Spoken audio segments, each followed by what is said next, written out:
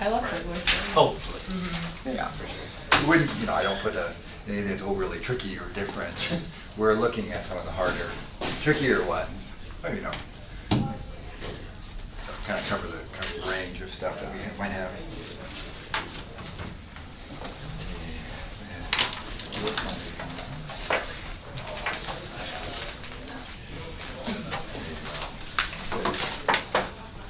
This is the sheet for this is this one. Oh, really? No, not sleep. I was just sitting there. Oh, okay. Nice. Jeez. So I fell asleep. Oh, It was like Okay. Well, we had a good weekend. We're going to look at a different rationale for generating estimators. Maximum likelihood estimation really says look at the joint distribution of the data and then find the values of the parameters to make the data the most likely. Like when you put in the data values for the little x1, x2, and so on, we have a function, and you can evaluate the different values of the parameters, and some are more consistent with the data by making that bigger. And so then that gives you estimators under maximum likelihood. Sometimes you can use calculus, taking derivatives, taking logs, taking derivatives to solve it exactly. Sometimes it's a little messier, and you do some other numerical things, like looking at a grid of values and finding the one that does it the highest. So with methods of moments gives a different way of getting at the estimators, right? And so we'll look at that today, and then probably get a little more practice with maximum likelihood as we compare a method of moments estimator to a maximum likelihood. Many times they're the same. Many times they're the same estimation function. In many of the common distributions, they're the mean, they're the proportion, 1 over the mean, so it's the same. But in other cases, they're not always the same. Sometimes there's an exact solution with method of moments, but a grid search with that, they don't necessarily come out to be exactly the same value. On Wednesday and Friday, we'll look more at properties, right? So for comparing these things, which ones how would we compare them, and are there any general rules about which is better? So the method of moments approach, So so our goal is to, let's see, a parameter theta that we want to estimate. We'll have some probability model.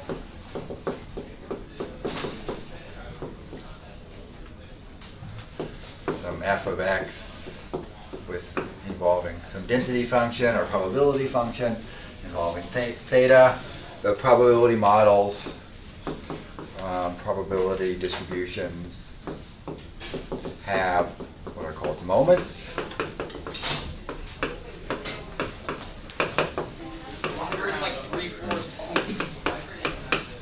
So these are expectations under the probability model of the random variable to certain powers. So the first theoretical moment is the expectation of x to the first, or just expectation of x. For a continuous random variable, this thing means calculating an integral of x times the density of x and coming up with a value. Right? For normals and gammas and other things, but this thing then gives you an expression of the mean, right? This one is called the mean. That's the first moment. And then the second moment is the expectation of x squared. And that would mean taking the integral of x squared, f of x, theta dx. And then you can get the third moment, fourth moment by just taking other powers. So I will write on the next page U3 is going to be expectation of x cubed. I'll just write it over here without writing the whole thing out. X cubed, etc. And usually we only need the first or the second or maybe the third of these. And a lot of these moments for the distributions we'll use, I'll either tell you what some of them are, or if you're looking at Appendix C, there's some distribution descriptions there for just common probability distributions. For the discrete random variables like binomials or geometric or Poisson, these things are a summation over the possible values instead of an interval. And so that the probability model has moments. These things would involve these parameters, theta, in some way, right? Each case is different. And then the data have sample moments. Right? So the first sample moment is just the simple average of the data. The second sample moment is the average of the squares. The third sample moment is the average of the cubes of the data. And keep on going there. And so the idea of method of moments estimation is to equate the theoretical expression, theoretical moment, with its sample moment counterpart, and then solve for the parameters. The theoretical ones will be expressed in terms of parameters. These will be numbers calculated from your data, and then to do whatever manipulations you need to solve for the particular parameter or expression that you want.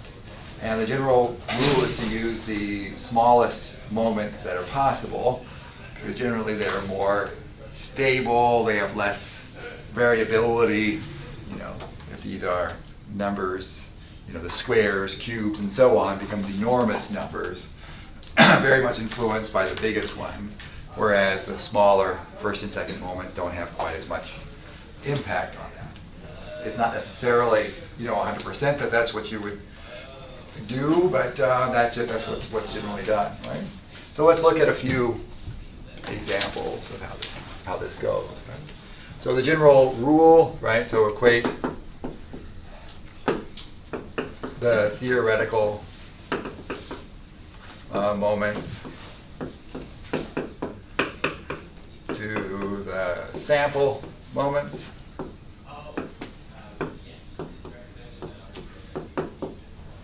And then solve for the parameter you want.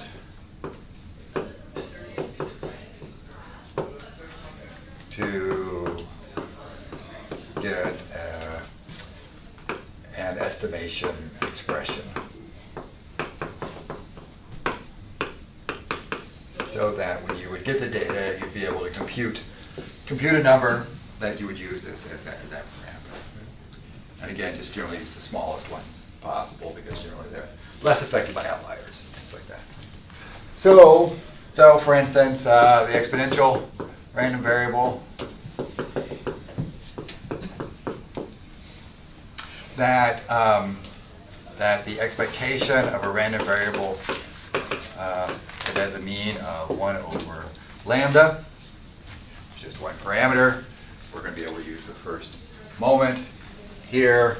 The first sample moment is just x bar 1 over n, the sum of the xi's. And so this theory says just equate the theoretical moment to the sample moment and solve for lambda, which is just 1 over x bar, and use that as our method of moments estimator, lambda hat method of moments. Just equate the moments and then solve for the lambda you want, and that gives you the expression. This was the same estimator we had for maximum likelihood.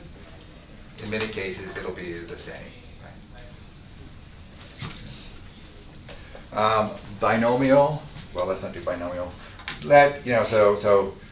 Geometric.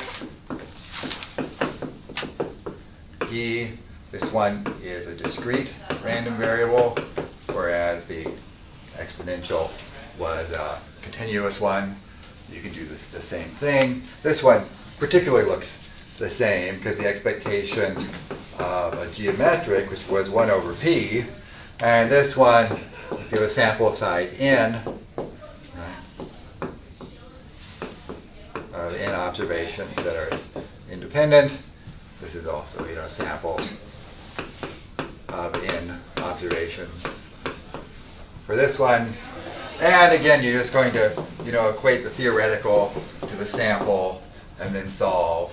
And it's again, we call that, the p hat for the method of moments. And so in both these cases, it ends up being just kind of 1 over that.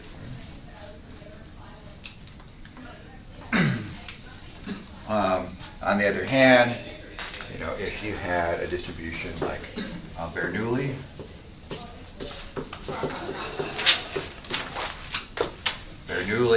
the expected value of an individual observation is just p. P with probability, a value of 1, probability p, and a value of 0, probability 1 minus p. So the probability weighted average of that is just p.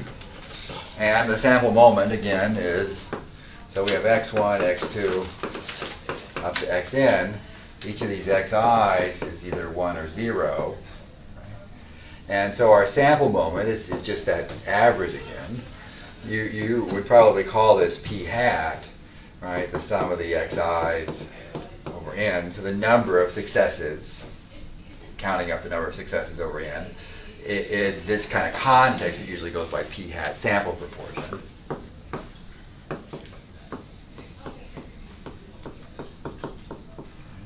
So in this case, p is identified with p hat, and so this is the method of moments. It's directly just the sample proportion. There's no taking 1 over. Just the parameter we want is p, and that's bless you. Now there's nothing that says we actually have to use that as the parameter, right? Another thing that can be used is the logit of the proportion, right? So we could have a random variable that's Bernoulli, but what we could be interested in is something called theta, maybe the log of p over 1 minus p. This is called the logit transformation of p. So the expectation of a random variable is still p, but if you write it in terms of this theta, right, undo the transformation, it would be the moment, the expectation would be written like this in terms of the parameter, right?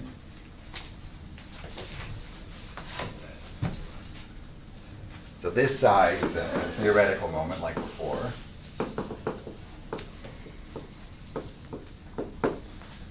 It's that p just expressed a different way. Right? In logistic regression, it's used to predict 0-1 outcomes based on covariance, and it's usually taken in this form. And so then the sample, you have the x1, x2, right up to xn. And so we're going to get our x bar, and that's p hat, sample proportion, our first sample moment proportion. And so when we equate the two, then e to the theta over 1 plus e to the theta is equated to our sample proportion. Right? And so to get our estimator of theta, we solve for theta to get its method of moment estimator. If you take the logs of this and solve a little bit, well, it turns out that theta hat solving for that ends up being the log of p hat over 1 minus p hat. Basically, what it tells you to do if you go through that algebra is plug the sample proportion into the logit function, and this would become our estimator of theta hat. A little bit more involved because we've done a slightly different representation of the parameter. But with these two things, you take the logs of p hat, and then minus the log of 1 minus p hat, and it works out, right? So if you do that a little bit more explicitly, just put a little side thing here. So if p hat is e to the theta 1 plus e to the theta 1 minus p hat, then is 1 minus that e to the theta over 1 plus e to the theta. And then this thing is 1 plus e to the theta, putting it over a common denominator, minus e to the theta. And so this is just 1 over 1 plus e to the theta. And so if you take p hat over 1 minus p hat, right, it's this thing over that thing, and you just get e to the theta. And log for us means natural logs. So if you take the log of this thing, log of p hat over 1 minus p hat is just theta. Right? So that's where that came from. So if the parameter is expressed a little bit differently, you equate it. Kind of a one-to-one relationship between p hat and the theta hat through that logit function. So it's not too complicated, but you get the idea that you would need to look at however it's expressed to figure it out. How about normal? So if the xi's are distributed as normal random variables with mean mu and variance sigma squared, and they're independent of one another. Right? So we mean by that there's a kind of theoretical normal curve out there with some mean and standard deviation, and we're taking measurements, and we want to know, want to estimate both mu and sigma squared. So method of moments. The expectation of xi for a normal is mu. The expectation of xi squared, well, there's a result from probability theory that says the variance of a random variable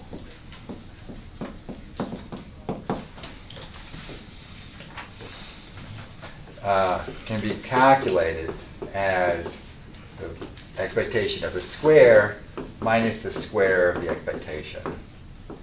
This is just something that works out from probability theory. So for us, the expectation of xi squared is equal to the variance plus the mean squared.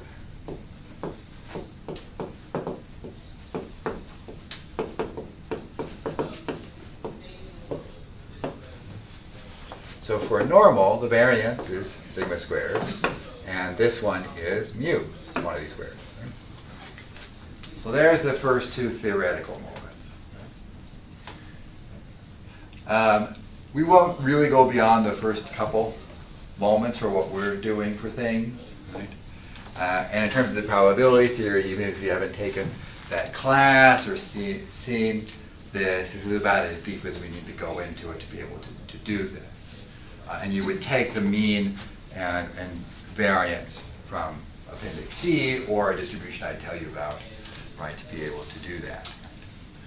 But now we need to take the first sample moment. So here's our data. And we have two parameters. So we're going to need the second one.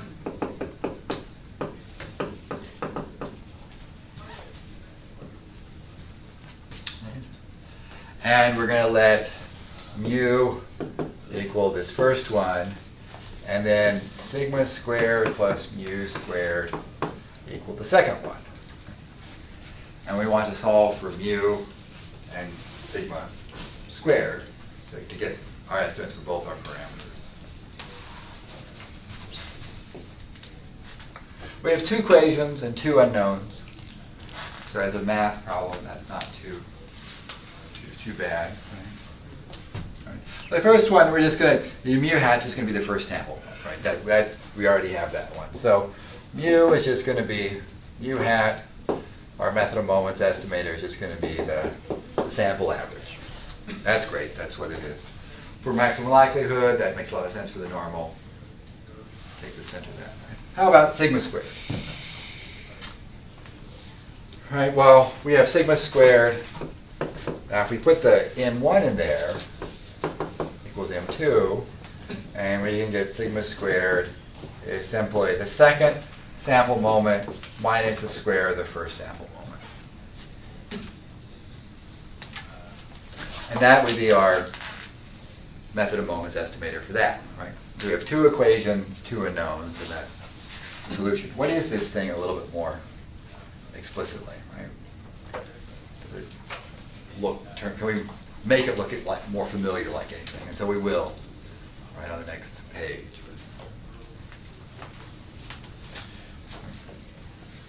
So is the process, before we go on to the details of this one, any other questions about the process? Right? First couple theoretical ones, the first couple sample ones, right, and then express it, then solve it. Right, so that second one, m2 minus m1 squared, this thing was 1 over n, the sum of the xi squared minus, and this is, I'm just going to write it as x bar squared. If we put these 1 over n on the outside, we get sum of xi squared minus n times x bar squared. Because we pulled the 1 over n out, we have to have something to balance that inside for that one. If you multiply that through, you get the equation up there if you want to check it.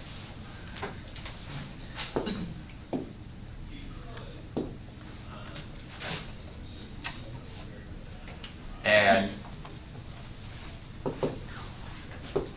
this thing ends up being xi minus x bar squared. The sum of the xi minus x bar squared, if you multiply everything out, if you complete the square, it's 2xi plus x bar plus the x bar squared, right? Just taking that part of it, right? And then you can break this into two parts. And the sum of this one, the 2 and the x bar don't change, depending on the index, they're the numbers. And this one, x bar squared, is the same every time for that summation, so there's n of those. Right? What's the sum of xi? The sum of xi is n times x bar, because x bar is the sum of xi over n. So this thing is the sum of xi squared minus 2n x bar squared plus n times x bar squared. And so this is sum of xi squared minus the n x bar squared, which is in there. Right? And so as an estimator of variance, that happens to be what we got for maximum likelihood as well. Right? But it's arrived at through the different reasoning. Right?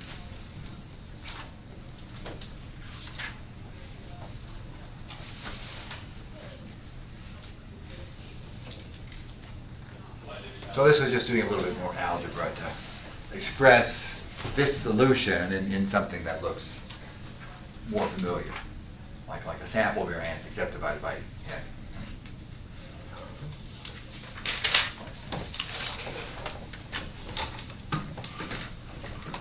But any questions?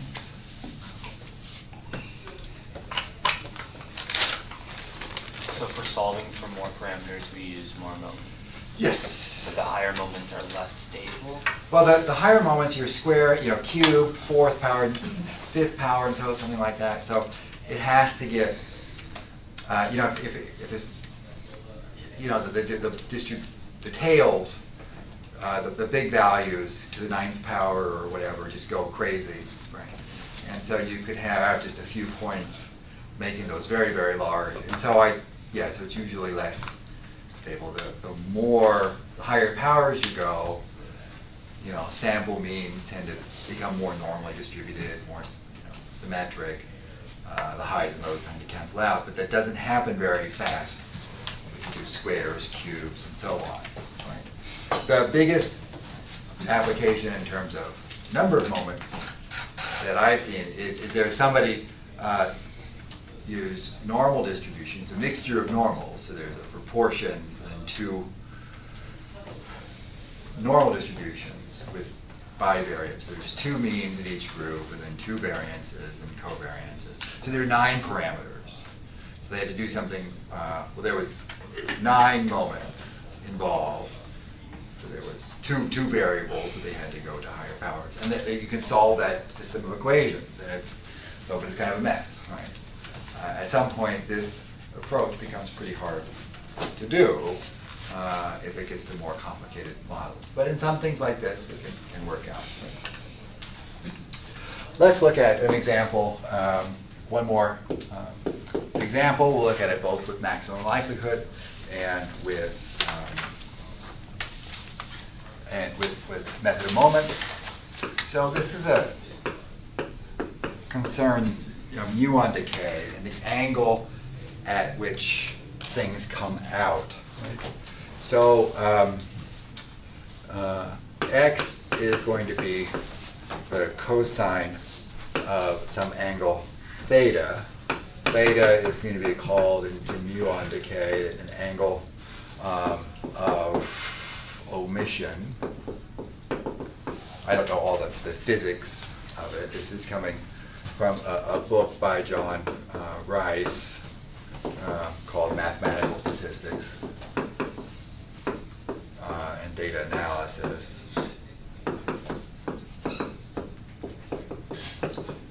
So it's an example from that, and that's what this angle is. So the cosine function between 0 and pi, right, it's 1 up here, and then it's -1 down here. Right. So, and this is theta along here, and so this is the kind of vertical. Maybe you'd call this y. No, x is fine, right? And so this is this height here in this application. You might draw it differently depending on other things, right? But that's the height there. And the density of x depends on a parameter alpha. Alpha is the parameter we want.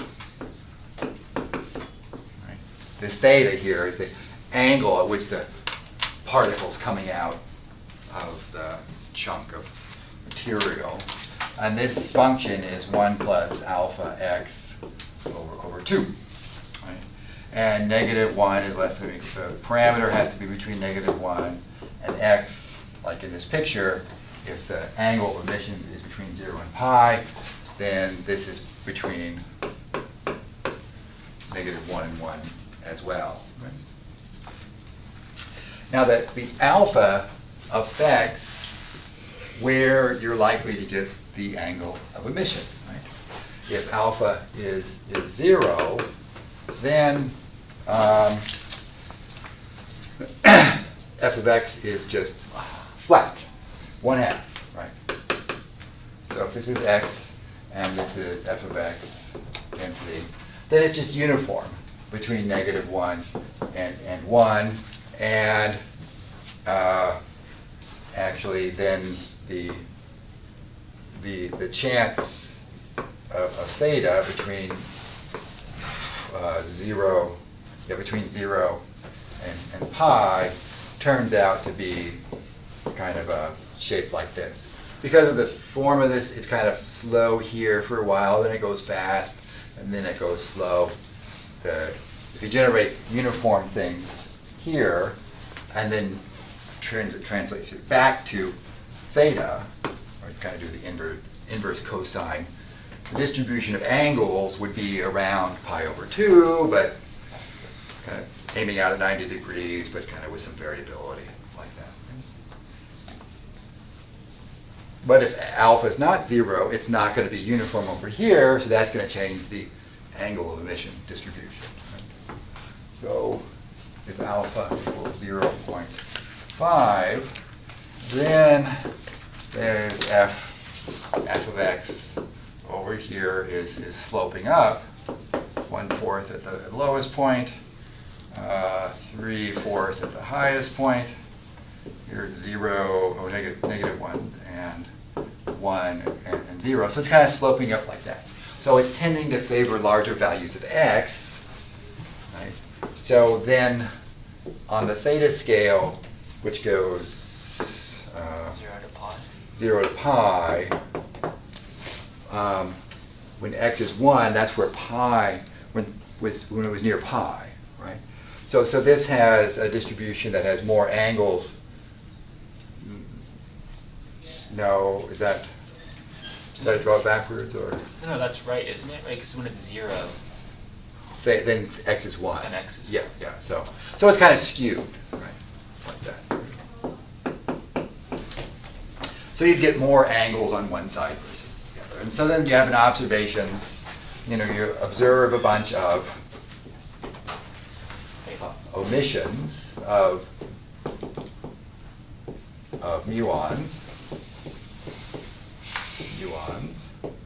and you measure theta, and then you convert that to an xi as cosine theta. Right?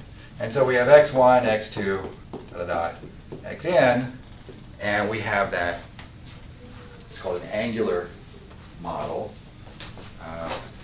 So we want to estimate that alpha.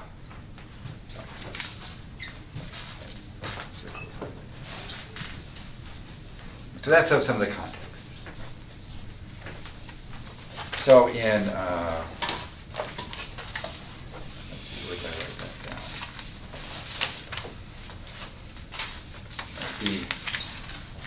So we go back to this. F of xi with lambda is 1 plus alpha xi over 2. It turns out that the expected value for this random variable is alpha over 3, I believe. Right? So if you integrate that thing from x negative 1 to 1 of x, 1 plus alpha x over 2 dx, I believe you get the alpha over 3 there. And I've written this down. Let me just see which page did I write it down in. I could do the math again. Yeah, that's what I've written down, just alpha over 3. So this is the theoretical moment, right? And so we have our data, and we're going to calculate the first sample moment. And so the method of moment estimator says take alpha over 3 and equate that to our x bar, solve for alpha, so 3 times x bar.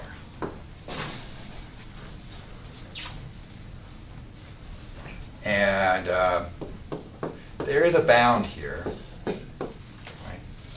So if x bar ends up being too high, we're probably going to truncate it up 1 because we're not allowing it to go beyond there. I'm really asking about questions. There's some of the questions in the book and some discussions about how to deal with maximum or minimums, where the parameter is actually the maximum or something like that.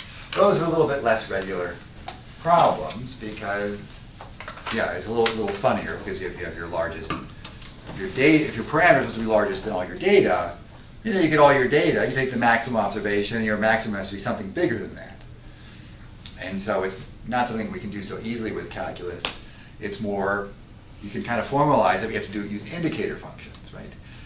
That the data is less than that, and then interpret that as that the parameter has to be bigger than the biggest, or the minimum has to be smaller than the smallest. And there's this range. So this thing, you have to end up being in that range. So if x bar ended up being 2/3, we're not going to report alpha being 2. We're going to, our estimate will cap it at 1 to say it's not bigger than that range. We're not going to, most things that we do aren't going to involve the ranges, but at a next level class, then you do worry about that more, and maximum and minimums and things like that. So, but that's the method of moments. It could produce something technically that's outside the range, but hopefully not.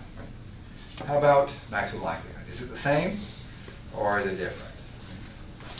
What do we do for maximum likelihood? Here's our density.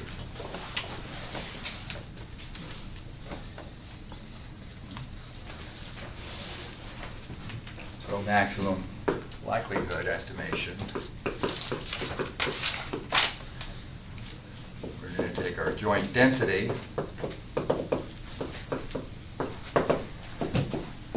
which, since they're independent, is going to be this product, 1 plus alpha xi over 2.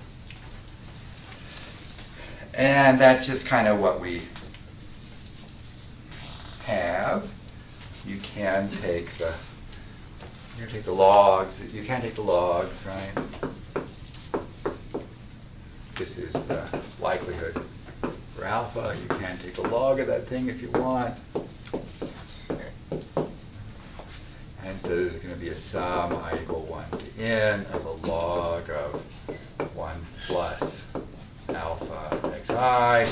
There's a 2 there. You know, there's -2. Well, Natural log. 2. Yeah, you can do the natural log, so you can do 2 to the n.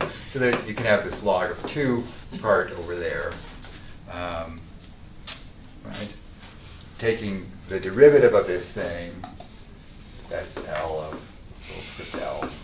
Take the derivative of that with respect to alpha, you're going to get, right, this part's going to go away, so you get 1 plus alpha xi.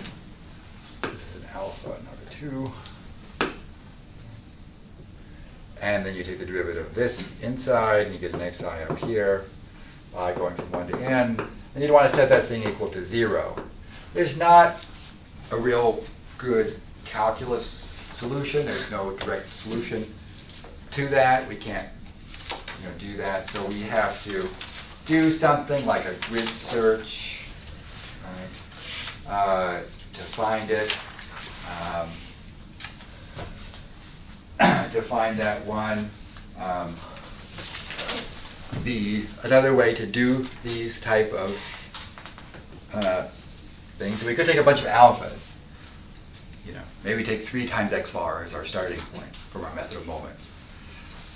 And then we put down a grid that goes at 3 plus x bar plus or minus some distance. And look at each value of alpha. We add up all of these things and get one number. Eventually we're going to get some likelihood function. And let's say here's, well, it's going to be kind of more smoother, but let's say here's 3x bar. It's going to be somewhere, probably somewhere near the top, but not exactly at the top, right? And so this is really the L of, we would look for the MLE that makes this as big as possible or makes the derivative 0. And it's very likely close to 3 over x bar, but not necessarily exactly the same for that. Right?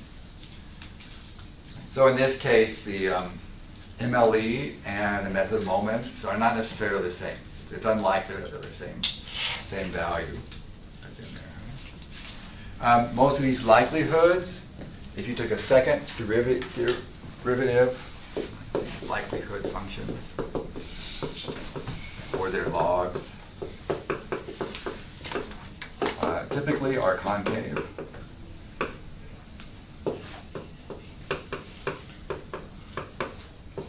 How would you see that? If you take a second derivative of this thing,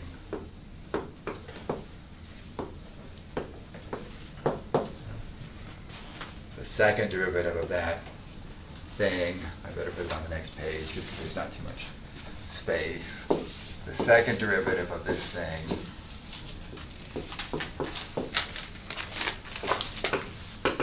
there's a sum, and then there's a 1 plus alpha xi in here in the denominator, so that gets squared. And then there's a negative, because that's negative. And there was an xi over here, and then the second derivative of that thing in here, you get an xi squared. This thing's actually less than 0. Because you have a sum of things that are squared, but it's negative. So because of this, it's concave. And so there would be some, it's like this. It's unimodal. And so let's say 3x bar was here, and this is the L of this, and this is alpha. So you could evaluate this height here, right? And then go some distance over here, and evaluate the height. And, very likely get two different values in there, right? And because of, it has to have you can move to this place over here as your new kind of tentative value and evaluate it, right? And then you go kind of a little bit on either side of that and evaluate this.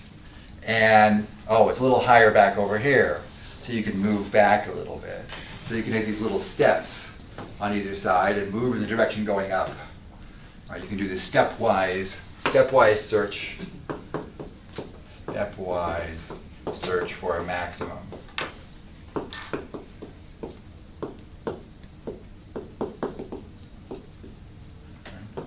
if you didn't want to evaluate it at 1,000 points, you can actually just evaluate it at 2 points and move towards the going up and until you're getting very, very small changes around there. Right? But the whole point is, to find this top point up here, and that will correspond to a value of alpha, and that'll be your MLD. So very possibly not same as the other one. So wouldn't you prefer the other one because it gives you a closed form? Not necessarily, right? I mean, it's the computations being, if you had, if everything was equal, easier computation would be nicer. But there's some things about maximum likelihood that at the maximum, this is kind of normal, so there'll be something nice about that. So that gets into comparisons. Right? So method of moments is a little bit older idea. People started using, they've probably been using it for a long time, but people wrote about it in the 1890s, 1900s, 1910, and maximum likelihood we described a little bit after that, kind of beginning 1900s, 1910s, 1920s. So they go back a ways. Both have some intuitive sense, right? Method of moments can be a little bit arbitrary. Why are you doing moments? Why don't you do something called central moments, where you subtract the mean and get the variance? Right? The second central moment is x minus mu squared and the expectation of that. So there's central moments versus regular moments. So which theoretical moment do you want to use? Why do you always use the lowest ones? The method of moments under certain things are not necessarily equivalent under transformation, like if you wanted sigma or sigma squared or log of sigma. In certain cases, you can create things where there's not a unique way of doing things. You could factor for one of these things as a nonlinear transformation first and then get the other one, and you wouldn't necessarily get exactly this. So there's a little bit of arbitrariness in that. There's usually kind of a common sense way that most people would do things, but you can make it a little bit different. Whereas maximum likelihood, there's not really a question about what to do. That, as we'll discuss, maximum likelihood has some other nice properties in terms of some results on efficiency and so on. That said, the method of moments is still useful in some higher order models that involve a lot of different components, a lot of different unknowns. Sometimes it's taken as a strategy to use method of moments to estimate one of the parameters, to get an easier estimate of that, and then conditional on that, estimate the others, right? And so there's something called restricted maximum likelihood. Maximum likelihood. So, or RE, restricted maximum likelihood. That gets used in different things, and actually it was coming up in the 451 class because some software uses that, and essentially they're using something to fix something that's unknown so that they can do estimation for other things. But typically that gets done in much more complex models with multiple levels of variability, and it's harder to do the analytics and so on, and computational. So it does get used, but my default would be probably to go to the maximum likelihood for most things. But this is a competing one. It shows up. It's certainly part of there. But it also highlights that you have different rationales for getting to different estimators, and there's never going to be something that's perfect for everything. So let's see. Right, so let's look at another example. So this one, we're going to look at a distribution.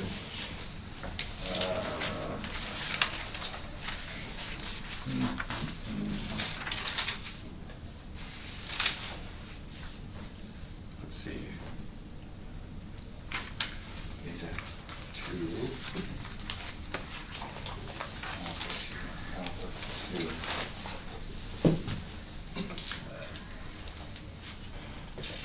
See if these other terms aren't exactly the same. So let's do, okay, we'll do this one.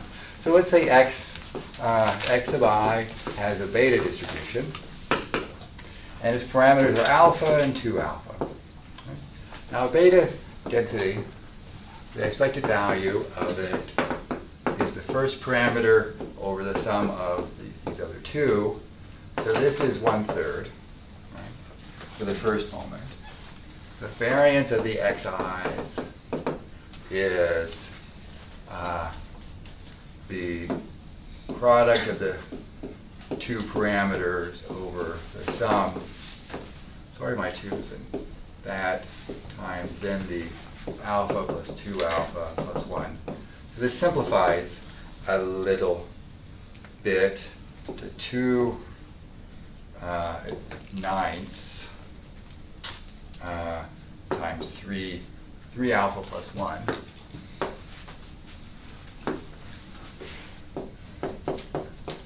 As a variance, right? The beta distribution, the values of xi are between 0 and 1, so it's a model for something that's going to be a proportion. And this distribution could look something kind of like this. Not uniform between 0 and 1, not centered at 1/2, but centered kind of over to the left, a little bit skewed like that. Right? And so if we have I going from 1 to up to n, and we have data, right? X bar is going to be the first sample moment. The second sample moment, right, is 1 over n, the sum of xi squareds. And we want to know what alpha is. Right? Well, the first sample moment doesn't help. Right? The first theoretical one's 1/3. And it doesn't involve our parameter. Right? So we can't get anything by setting x bar equal to that one. So method of moments would say, well, take the second one and set it equal to the theoretical second. Right? So the theoretical second moment is going to be the variance of xi plus the mean squared. This is the same, the variance expression as before, but now we're going to use these things. So it's 2 over 9 times 3 alpha plus 1 plus 1/9. Move this thing down here, 3 alpha.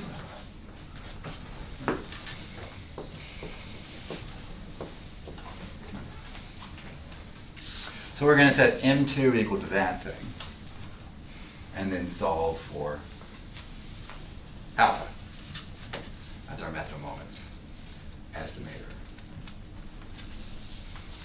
All right, so we have to use the second moment in this case. And so what do we get? Next page. So the 2, I have the 9.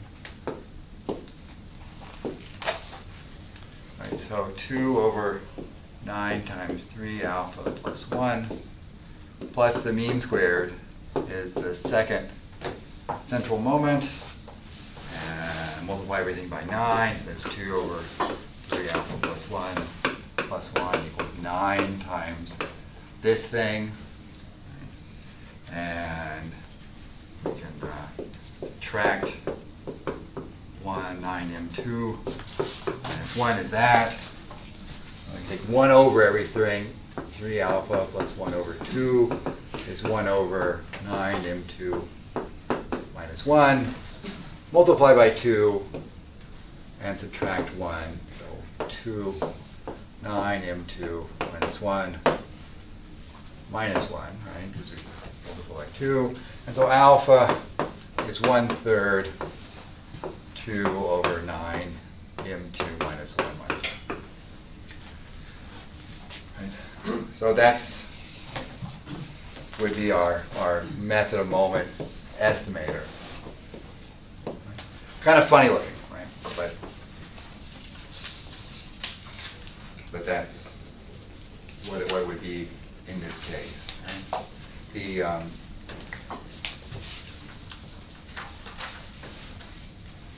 So it comes out to some number there. Maximum likelihood, if we did it, would involve numerical solution. So kind of a grid search or something like that with the density. So yeah, so sometimes you can end up using the second moments. Okay? Let's change the problem just a little bit to get one more example. Okay? But any questions about how this went?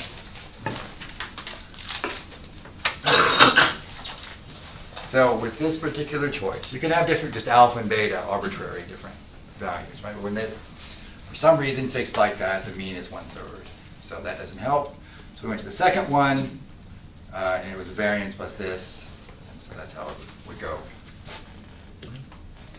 And then it's after this point, it's kind of solving that. So let's do a variation on this. So xi this time is beta distribution for the alpha 2.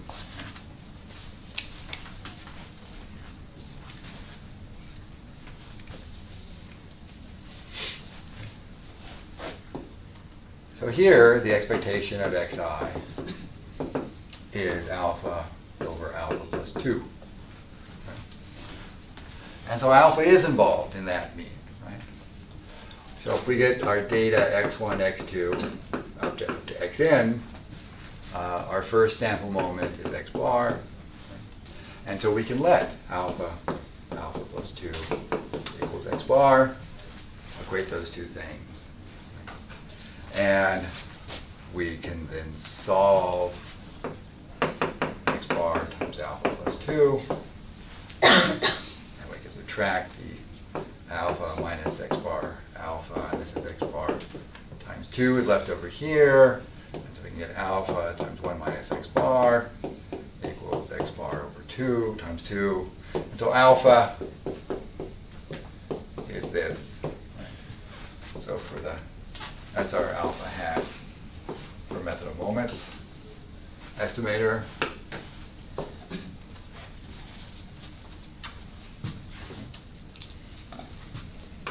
Oops. Right, and that's what the theory would say. X bar is a number between 0 and 1. Right, so this is going to be some average in here. Alpha just has to be greater than 0. The requirement for beta distribution is just has to be greater than 0. X bar, because all the x's are between 0 and 1, right, the denominator has to be between 0 and 1. So this whole thing is going to be positive, so it's going to be okay. But couldn't all your x bars, couldn't your x bar be 1? In which case you're dividing by 0? You could, I mean, in a very extreme case, right? So if the sample space is somewhere between 0 and 1, right? And so for a continuous value to be exactly 1, we really don't expect that to happen. If you record things to say 2 decimal places, and for some reason it's extremely concentrated up there, near 100%, you took a real small sample, then things will be kind of funny, right? But if you have any reasonable sample size, with any reasonable variability in the proportions, I think of this as, so X, you could have like a petri dish that has a bunch of squares on it, right? And then you take cultures across that, and you're counting the number that have, infection or mold or something on them, or blood cells, and maybe this captures individual ones, and you're seeing, so for each plate, you get the proportion that are contaminated in some way. So you could get 0, you could get 1, but if they all end up being 100% or 0, then you're just going to say it's, you're going to report that. But assuming there's some variability, then X bar is going to be a little bit less than 1, a little bit bigger than 0, or somewhere in the middle, right? So yeah, as it's mathematically written, you could get 0, but in a real data example, I'm thinking that, well, if it is 0 or 1, you probably say, what's going on? Yeah. What in that Petri dish thing, either there was no live culture, or something just went funny, or it's completely infected, then, who knows, right? How about this one with maximum likelihood, right? We get this thing. So maximum likelihood estimation of this alpha. So the xi being beta alpha 2. The density for this one, there's something called a gamma function, which is the sum of the two parameters, right? Like this. And xi to the alpha minus 1, 1 minus xi. So 0, x is a value between 0 and 1, right? And alpha is a positive number, right? That's the density for one observation. That would be that curve between 0 and 1 that's around there somewhere. So this is a 2. Sorry about this, right? That's a 2. It turns out that the gamma function evaluated at 2 just has a value of 1. And this ratio of these gamma functions from probability. Now, in terms of an exam or something, you wouldn't need to memorize some fact about this. If it's relevant, I'm considering that more of the realm of probability theory to be dealing with that thing. So I would give some hint or some explanation, or go ahead and figure this out to simplify it a little bit, right? So one thing that this gamma function does is the gamma of alpha plus 2 is alpha plus 1 times the gamma of alpha plus 1. And gamma of alpha plus 1 is alpha times gamma of alpha. And then we have it over gamma alpha. So the 2 is chosen specifically to make this thing work out. So this density is actually alpha plus 1, xi to the alpha minus 1, 1 minus xi. Right? So it simplifies a little bit. Right? So method of moments, we equated moments. This one, maximum likelihood, we get to take joint density. So we have the F of. Get that in there. F of x1, x2. Xn is the product, I going from 1 to n, f of xi.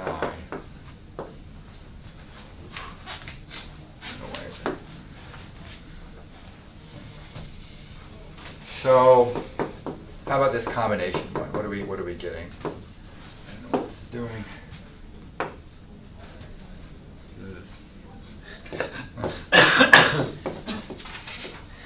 Okay, this is. Maybe if we switch back and forth, then we'll drop that. I'll just write slowly so I can see what's going on. It's xi alpha minus 1. I think it wants to take a rest. Right. So we got to do that product over these things, right? Can we simplify it? So each one has an alpha. So the first one has an alpha, the second one has an alpha, and so on, right? So we're going to get alpha to the n. Everyone has an alpha plus 1 to the n. Now this has x1 to that power, x2 to that power, x3 to that power, all those things multiplied together. So all the things are raised to the alpha minus 1 power, so we can group them together as a product and put it alpha minus 1. All right, so we can do a product I going from 1 to n of the xi's, and then alpha minus 1. And then we have this product of 1 minus xi's. Sorry, that's funny, right? So that's the grouping. Let's take logs. So it's going to split into 1, 2, 3, 4 pieces, right? Because it's a product of 4 pieces. And the exponents will go in front of those logs. So the log of the likelihood is going to be n log alpha plus n log alpha plus 1 plus, there was an alpha minus 1 times the sum of the log of the xi's. And then there's this other part, the log of the product of the xi's, and 1 minus xi's. I'm not going to worry too much about that because when we differentiate that, that part's going to go away because it doesn't have any, no alphas in there. Right? So we can differentiate this thing. If this thing is L of script L there, this, we want to differentiate this thing with respect to L to find the top, set that equal to 0. So we get n over alpha plus n over alpha plus 1 plus, we get an alpha here times that, so we just get the sum of the logs of xi. The negative 1 times the log of the sum here, that goes away. Because you imagine splitting it into 2 pieces, you have alpha times that minus that. And the minus part which doesn't involve alpha. Right? And that doesn't involve alpha. So we set that thing equal to 0 and solve for alpha. If you multiply everything by alpha plus 1, right, we'll get an n times alpha plus 1 at that first spot. We'll get n times alpha here, and then we'll get alpha times alpha plus 1 times the sum of the log of xi's.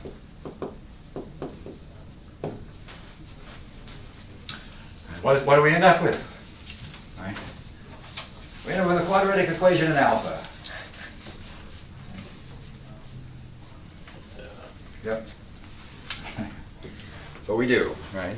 There's an alpha squared times the sum of the logs of xi's. Now what is times alpha?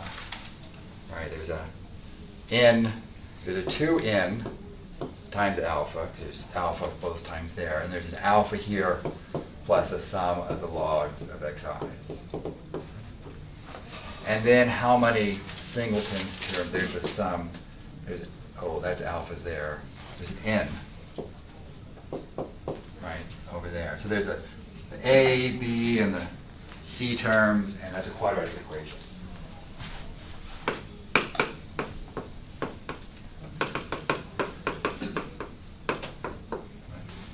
So if you, yes? Is there any sign between alpha plus 1 and n alpha plus 1? There's alpha plus 1 here, and then plus n times alpha. No, in front of n. In here? Yeah. Is there any relation between there? No, I don't think so. So if you multiply alpha times alpha plus 1 all the way across, right, the alpha will map here, and you'll get that one, and then, right, the alpha plus 1 will cancel, then you have both of them over there. So I believe so. So at the handout that was last time included this example. So you pretend if alpha were 5, we could generate, say, 20 observations. Here would be 20 values of x that would correspond to that. Here they are sorted. Here's them rounded. So we get 0.18 up to about 0.95. And this is what the histogram of those pictures look like. So we really know it's 5.2. So the average is 5 over 5 plus 2 is 5/7. It's up here. And so the beta distribution kind of tends to put proportions up here. But